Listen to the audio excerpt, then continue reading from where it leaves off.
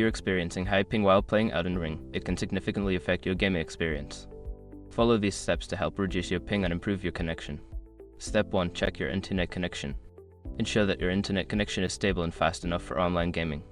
You can run a speed test to check your download and upload speeds.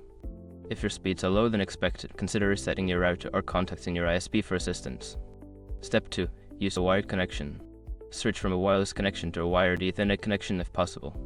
Wired connections typically offer low latency and more stable connections, which can help reduce ping. Step 3. Close background applications.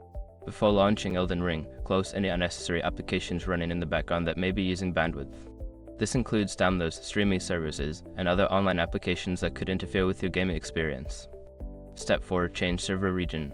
In the game settings, check if you can change the server region to one that is closer to your physical location. Playing on a server that is geographically closer can help reduce ping and improve your overall connection quality. Step 5. Optimize game settings.